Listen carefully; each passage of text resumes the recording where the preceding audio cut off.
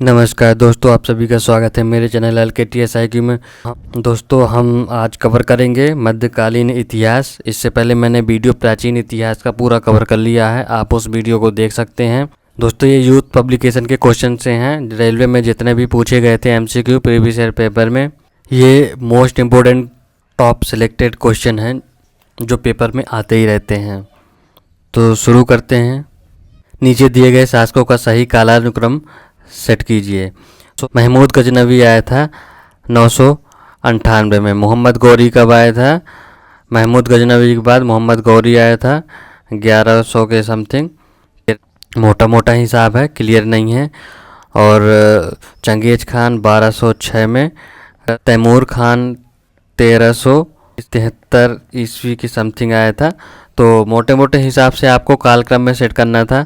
तो सबसे पहले महमूद गजनवी, फिर मोहम्मद गौरी, फिर उसके बाद में चंगेज खान और तैमूर, यानी कि 2 4 3 यानी सी ऑप्शन सही है। देखिए, साथ ही साथ क्वेश्चन के आंसर आप लोग भी बताइएगा कमेंट बॉक्स में। पुस्तक तहकीक मा लिल हिंद किसने लिखी थी? तो आंसर रहेगा अलबरूनी ने लिखी थी।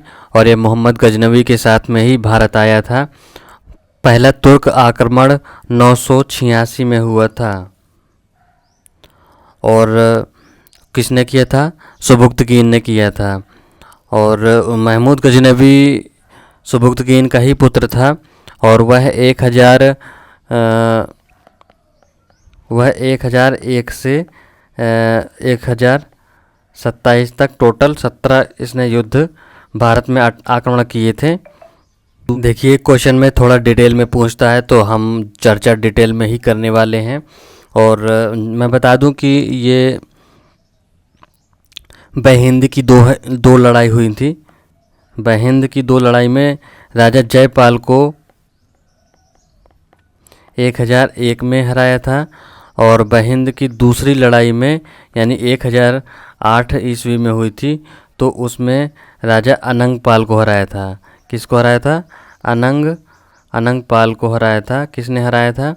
ये हराया था मोहम्मद गजनवी ने। और महमूद गजनवी का एक महत्वपूर्ण अटैक था 1025 में, सोमनाथ मंदिर पर अटैक करना। सोमनाथ मंदिर कहाँ पर है? ये गुजरात में स्थित सोमनाथ मंदिर है। यहीं पर सबसे बड़ा और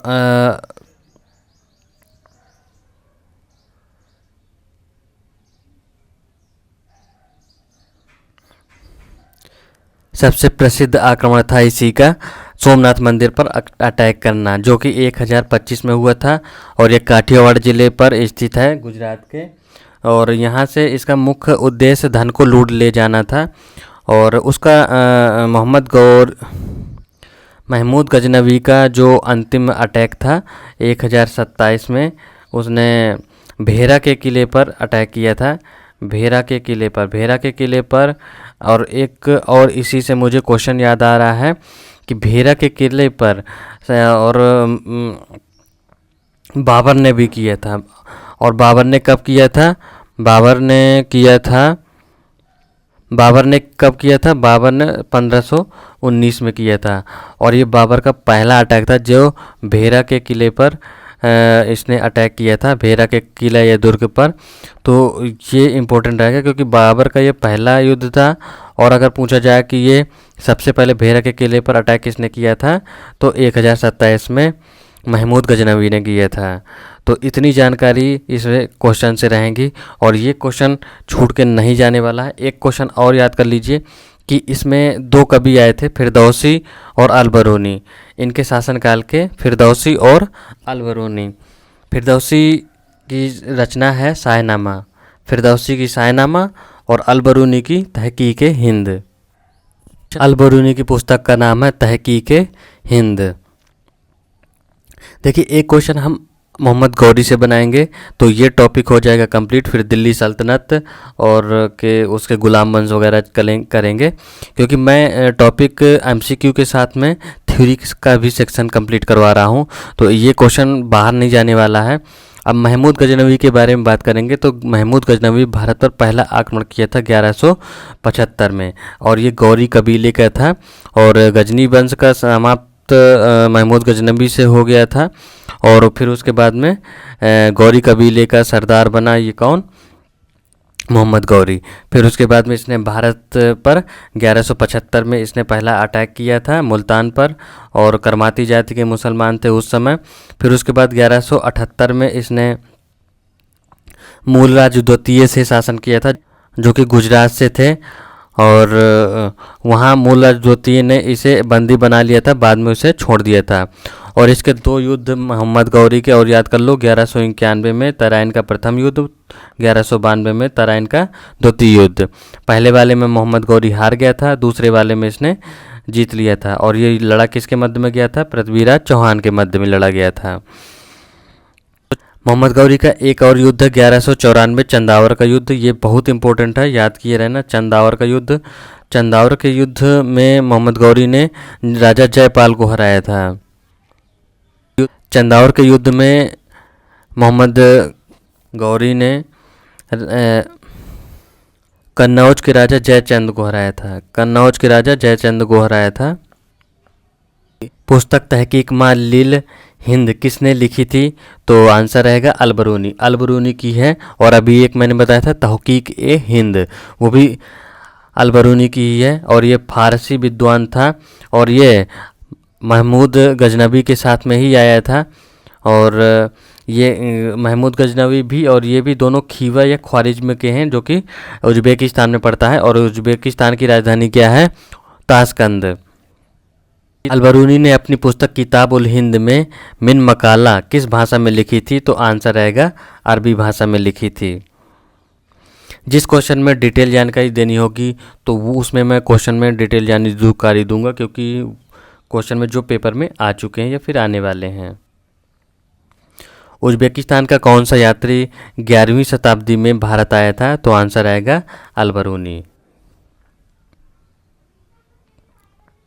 अलबरूनी को पूछा जाएगा कि ये किसके शासनकाल में था या किससे संबंधित था, तो आपको बताना पड़ेगा कि ये महमूद गजनवी से था।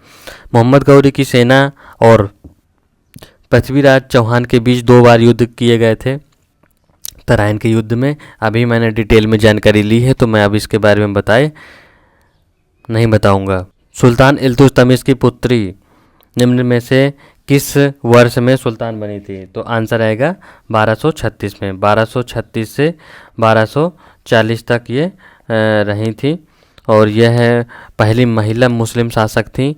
और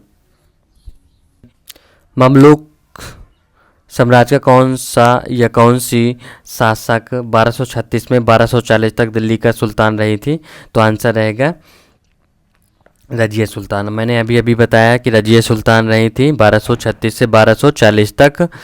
और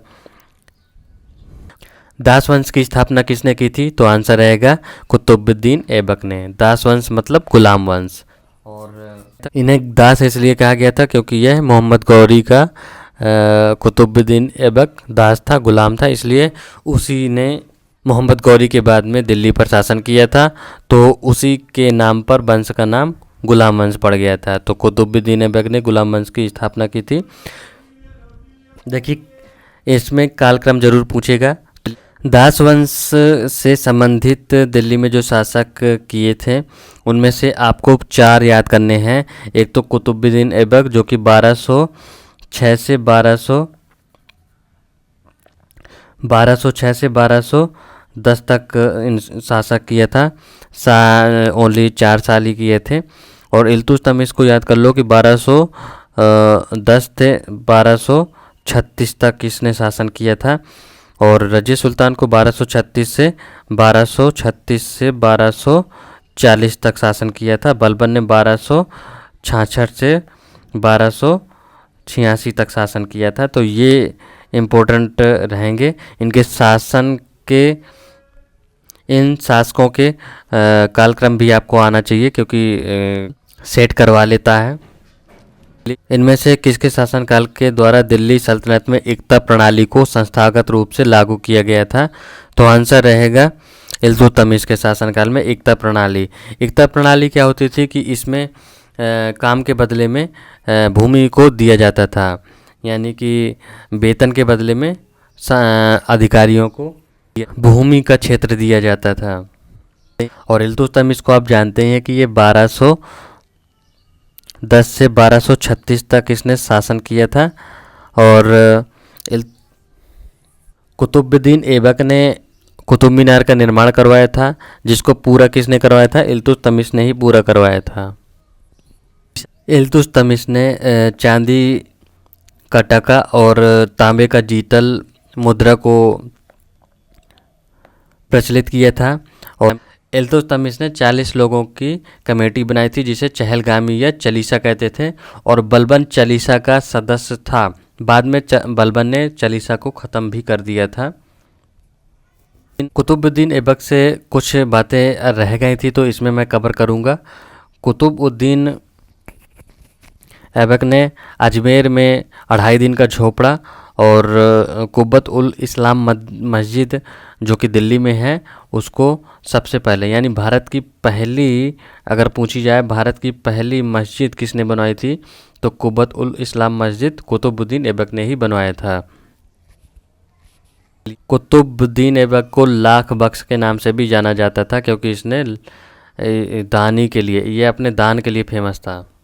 इल्तुतमिश को इल्बरी लुर्क भी कहते थे। इल्बरी लुर्क इसका अन्य नाम भी था, तो ये शायद पूछा जा सकता है। तो इल्बरी लुर्क इसका दूसरा नाम है। अमीर अल ख़याल एक अरबी उपाधि है, जिसका अनुवाद समानतः कमांडर ऑफ द फेथफुल या लीडर ऑफ द फेथफुल के रूप में किया जाता है। निम्नलिखित में से किसे यह उपाधि प्रदान की गई थी? तो आंसर रहेगा जमाल उद्दीन याकूब। ये क्वेश्चन थोड़ा डीप पूछा गया है, और डीप इसलिए पूछा गया है क्योंकि यह रजिया सुल्तान का घुड़सवार में एक कमांडर ऑफ फेथफुल पर था, और रजिया सुल्तान इसका फेवर ज़्यादा करती थी, इस वजह से इसको पूछा गया है। यह घोड़े का अमीर था, यानी कि इसे अमीर अल ख़याल कहते थे। अमीर अल ख़याल, घोड़े के अमीर को अमीर अल ख़याल बोलते थे। सल्तनत शासक गियासुद्दीन बलबन ने किस अवधि के दौरान दिल्ली पर कब्जा कर यहाँ का शासन किया था? तो मैंने डिटेल में जानकारी दे रखी है। तो बलबन ने 1266 से 87 तक शासन किया था। इसकी मृत्यु चौगान खेलते समय हो गई थी। तो कुतुबुद्दीन ऐबक की मृत्यु चौगान खेलते समय हो गई थी। भारत में सिजदा प्रथा किसने शुरू किया था? तो आंसर आएगा गियासुद्दीन बलबन। बलबन ने सिजदा और पावोस को बलबन ने शुरुआत किया था, जो कि पारसी रीतियां हैं। और इसने नवरोज को शुरू किया था, जो कि पारसियों का नववर्ष होता है। नवरोज नामक फारसी त्यौहार की शुरुआत किसने की थी? तो गियासुद्दीन बलबन ने। दिल्ली सल्तनत का सही क्रम कौन सा है? तो सबसे पहले आया था गुलाम वंश, फिर खिलजी वंश, गुलाम वंश, खिलजी वंश, तुगलक वंश, लोधी वंश। ठीक है, बी नंबर सही रहेगा। सबसे पहले मामलुक वंश या गुलाम वंश आया था, जो कि 1206 से 1290 तक चला था। खिलजी वंश 1290 से 1320 तक चला था। तुगलक वंश 1320 से 1414 तक। सैयद वंश 1414 से 1450 से 1451 तक। और लोधी वंश 1451 से 1526 तक। और 1526 में ही बाबर ने पानीपत के प्रथम युद्ध में इब्राहिम लोधी को हरा करके मुगल वंश की नींव रखी थी। रिहेला नामक प्रसिद्ध पुस्तक निम्नलिखित में से किसके द्वारा लिखी गई थी? जिसमें 14वीं शताब्दी में भारतीय उपमहाद्वीप के सामाजिक और सांस्कृतिक जीवन के बारे में अत्यंत समृद्ध और रोचक वर्णन किया गया है। तो ये आंसर रहेगा, रिहेला पुस्तक किसकी है? ये आंसर है इब्न बतूता। इब्न बतूता ने लिखा था। और इब्न बतूता कौन था? ये मोरक्को का निवासी था, जो कि यह खिलजी वंश के शासन काल में आया था। कौन सा शासक कुतुब मीनार के निकट अलाई मीनार बनवाना चाहता था, लेकिन इसका निर्माण कार्य पूर्ण नहीं हो सका था? तो आंसर रहेगा अलाउद्दीन खिलजी। अलाई मीनार का यह माना जाता है कि यह कुतुब मीनार से भी दोगुनी, लगभग दोगुनी थी, लेकिन ये पूरी नहीं हो सकी। खिलजी वंश की नींव रखी थी जलालुद्दीन फिरोज शाह खिलजी ने। जलालुद्दीन फिरोज शाह खिलजी ये 1290 से 96 तक रहे थे, यानी 6 साल तक इन्होंने शासन किया था। और 1296 से 1320 तक, 1296 से 1316 तक अलाउद्दीन खिलजी ने शासन किया था। तो ये 1296 1316 आपको रट लेना है, क्योंकि ये पूछा जा सकता है, क्योंकि अलाउद्दीन खिलजी ने शासन किया था। 1292 का युद्ध भिलसा पर था, और 1294 वाला इम्पोर्टेंट है, क्योंकि इसमें जलालुद्दीन फिरोज शाह खिलजी के बिना जानकारी में किया गया था देवगिरी पर अटैक। और देवगिरी के अटैक के बाद में इसे सुल्तान बनने की एक अलग ही भूख उमड़ पड़ी, और इसने जलालुद्दीन का कत्ल कर दिया। अलाउद्दीन खिलजी बाजार प्रणाली के लिए भी जाना जाता है। निम्नलिखित में से किसने अपने सैनिकों के लिए सैन्य गैरीसन शहर सिरी का निर्माण करवाया था? तो अलाउद्दीन खिलजी ने गैरीसन शहर सिरी का निर्माण करवाया था सैन्यों के रहने के लिए। इम्पोर्टेंट क्वेश्चन है। अलाई दरवाज़ा को कुश्त सिरी के नाम से भी जाना जाता था। रानी पद्मावती का संबंध किस शहर से है? तो चित्तौड़गढ़ से संबंधित है, और ये राजा रतन सिंह की पत्नी थी। और अलाउद्दीन खिलजी ने 1303 पर चित्तौड़ पर आक्रमण किया था, और इसमें रानी ने अपने अनेक स्त्रियों के साथ में जौहर कर लिया था। अलाउद्दीन खिलजी के शासनकाल में राज्य द्वारा निम्न में से किस प्रकार का कर नहीं लगाया जाता था? तो आंसर है लघु उद्योग पर, क्योंकि इसने बाजार प्रणाली पर विशेष ध्यान दिया था। खिलजी वंश का प्रथम शासक कौन था? जलालुद्दीन फिरोज खिलजी। तो आंसर डी। 13वीं सदी में बख्तियार खिलजी ने बंगाल के किस राजा को पराजित किया था? तो आंसर रहेगा लक्ष्मण सेन। किसके शासनकाल के दौरान निर्मित बेगमपुरी मस्जिद दिल्ली में नई राजधानी जहांपनाह की प्रमुख मस्जिद बनी? तो आंसर रहेगा मोहम्मद बिन तुगलक। मोहम्मद बिन तुगलक का नाम था जूना खान। मोहम्मद बिन तुगलक अपने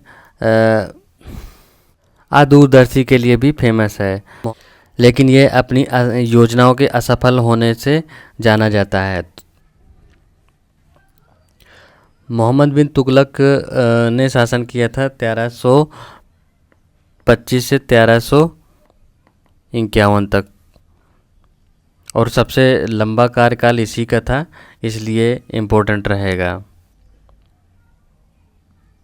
एक प्रसिद्ध यात्री इब्न बतूता कहाँ का निवासी था? तो आंसर है मोरक्को का निवासी था इब्न बतूता, जो कि तुगलक वंश के शासनकाल में ही आया था, मोहम्मद बिन तुगलक के शासनकाल में। काकतीय राजवंश का अंत निम्नलिखित में से किसके द्वारा किया गया था? तो आंसर है दिल्ली सल्तनत के द्वारा। मोरक्को का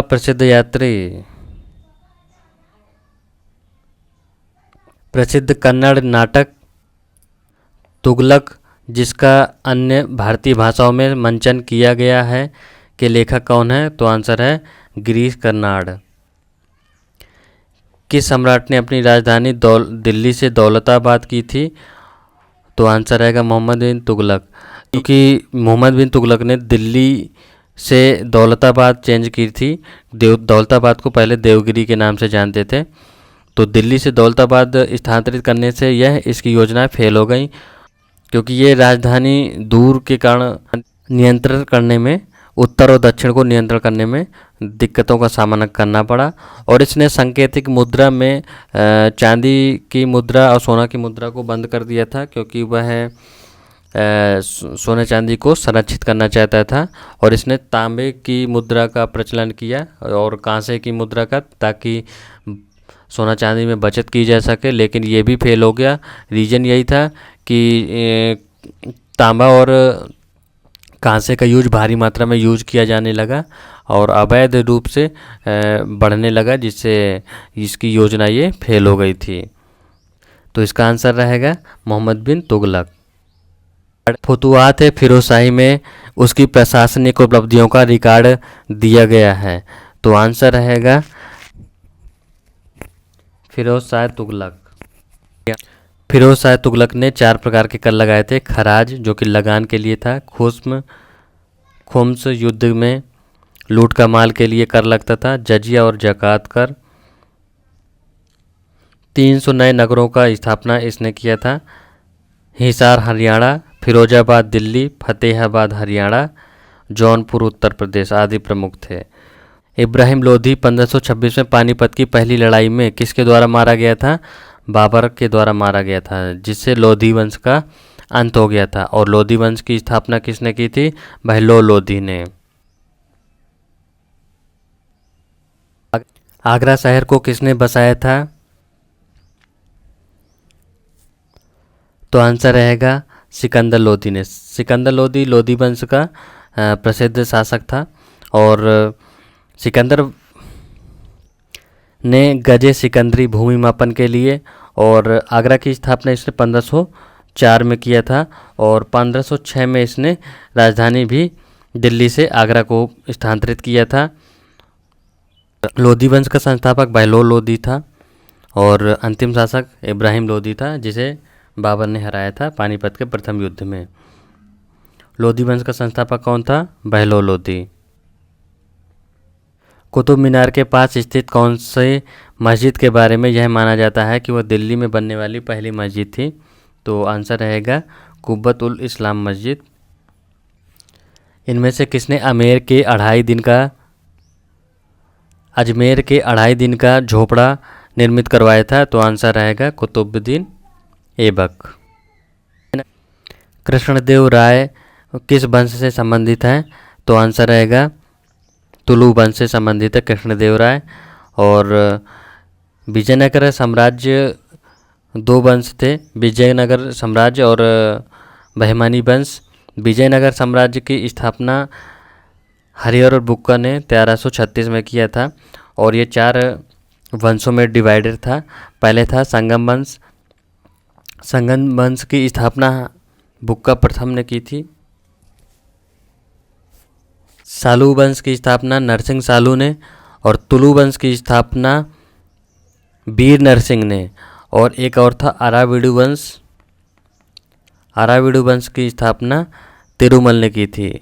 निम्नलिखित में से किस धरोहर स्थान में वास्तुकला का द्रविड़ स्थापत्य शैली है? तो आंसर रहेगा हम्पी। हम्पी कर्नाटक में है और यह विजयनगर साम्राज्य की राजधानी हुआ करती थी और इसे वर्ष 1986 में यूनेस्को द्वारा विश्व विरासत स्थल में जगह मिली। विट्ठल मंदिर स्मारकों के निम्न में किस समूह में शामिल है? आंसर है हम्पी में स्थित स्मारकों के समूह में और यह भगवान विट्ठल विष्णु भगवान पर समर्पित है। हम्पी का विरूपाक्ष मंदिर किसको समर्पित है? तो आंसर आएगा भगवान शिव पर। बहमनी राज्य की स्थापना किसने की थी? तो आंसर आएगा अलाउद्दीन बहमन शाह उर्फ हसन गंगू ने। और कब की थी? 1347 में। इसने गुलबर्गा को अपनी राजधानी बनाया था और एहसानाबाद की स्थापना की थी। स्थापना 1347 में हसन गंगू ने किसकी की थी? तो आंसर रहेगा बहमानी वंश की।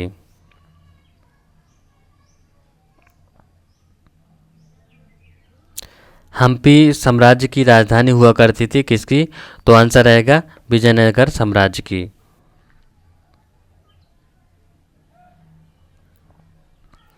विजयनगर साम्राज्य के उस शासक का नाम बताइए जो 16वीं शताब्दी में शासक बने थे। तो आंसर है कृष्ण देव राय। अमुक्तमाल्यद मध्ययुगीन ग्रंथ संकलित किसने किया था? तो आंसर है कृष्णदेव राय ने।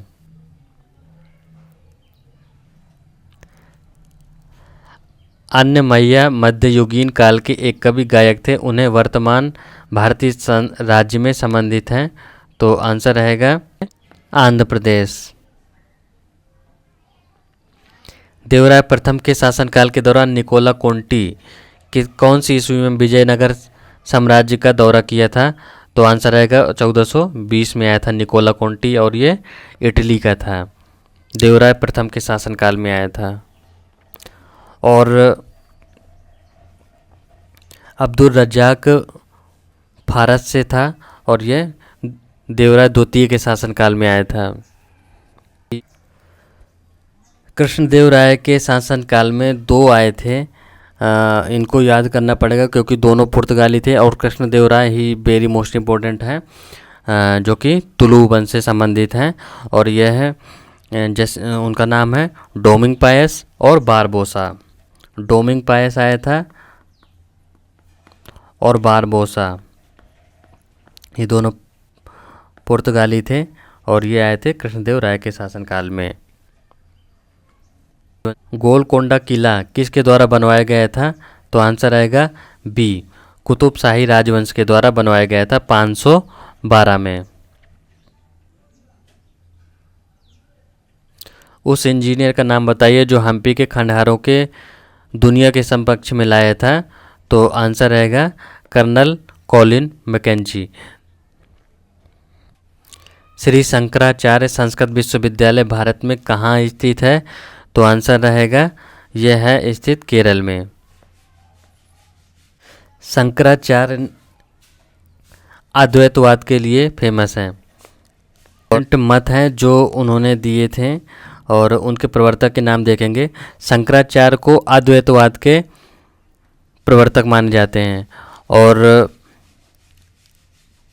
द्वैतवाद के माध्वाचार्य, द्वैतवाद के माध्वाचार्य, और शुद्ध द्वैतवाद के वल्लभाचार्य।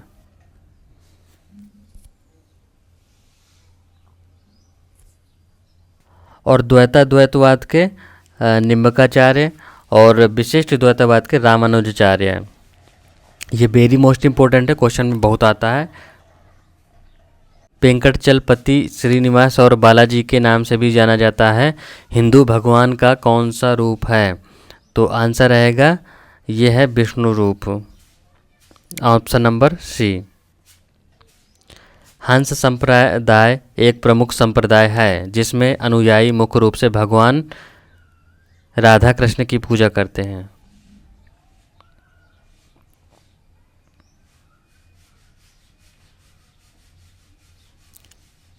विशिष्ट द्वैत दर्शन के संस्थापक कौन है? तो आंसर रहेगा रामानुजाचार्य।